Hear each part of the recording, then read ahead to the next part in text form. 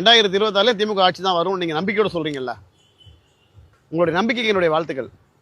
நான் என்ன சொல்லனா, நீங்க முதலமைச்சரா இருந்துகிட்டு நீங்க உயரமா கார்ல சொகுசான கார்ல உட்கார்ந்துகிட்டு பல பாதுகாப்பு படையோட வண்டி அலுங்காம குலுங்காம நேர ஸ்ட்ரைட்டா போயிடுறீங்கல்ல, ஒரே ஒரு நாள் சாயந்தரம் 6 மணில இருந்து 8 மணி வரைக்கும் ஏரியாக்குள்ள இருக்கிற ஏதாவது ஒரு சந்துக்குள்ள ஒரு ரவுண்ட் அடிச்சு ஒரு 1 ஹவர் நீங்க பார்த்துட்டீங்க அப்படின்னா, உங்களுடைய அந்த கான்ட்ராக்டுக்காரங்க மாநகராட்சி ஊழியர்கள் எந்த அளவுக்கு வேலை செஞ்சு ரோட்டை சுத்தமாக வச்சுருக்காங்க, இவங்க வச்சனால இன்றைக்கி எவ்வளோ மக்கள் அல்லோலப்பட்டுக்கிட்டு அவஸ்தப்பட்டுக்கிட்டு வேலைகளுக்கு போக முடியாமல், ஆஃபீஸ்களுக்கு போக முடியாமல், மார்க்கெட்டுக்கு போக முடியாமல், பிள்ளை குட்டிய பள்ளிக்கூடத்துக்கு போக முடியாமல் எவ்வளோ அவஸ்தப்படுறாங்க அப்படின்றது தெரியும். இன்றைக்கி சென்னையில் ஏதாவது ஒரு ரோட்டில் பள்ளம் இல்லாமல் நீங்கள் காட்டிடுங்க, என் காதை நான் அறுத்துக்கிறேன்.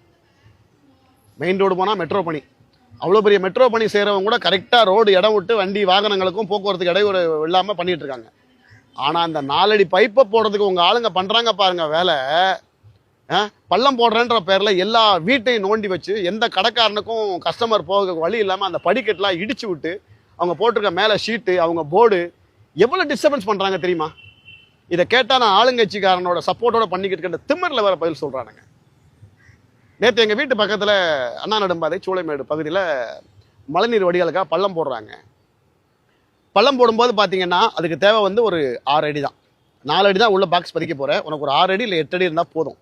ஆனால் இவன் போடுற பள்ளம் 20 அடிக்கு போடுறான். 20 அடி 40 அடி ரோட்டில் 20 அடி பள்ளம் போடுறான். எல்லா கடையோட படிக்கட்டையும் சுரண்டியாச்சு, வீடு கட்டுறாங்க, வீட்டோட அஸ்திவாரம் அந்த சுவரு தெரிகிற அளவுக்கு தோண்டி விட்டாச்சு, மேலே அந்த சீட்டு கட்டெலாம் உடச்சி போட்டாச்சு, அவன் கடைக்கு வச்சிருந்த போர்டெலாம் உடச்சி போட்டாச்சு.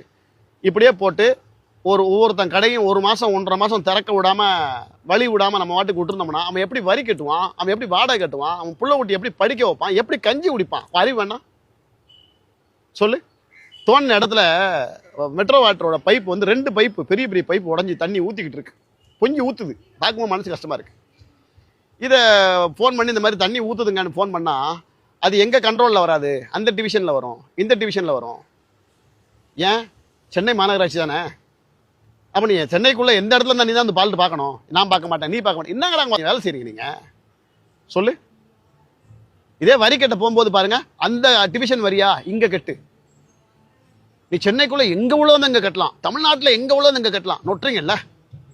அப்போ ஒரு ஃபால்ட்னா பார்க்கணும்ல, கிடையாது கிடையாது.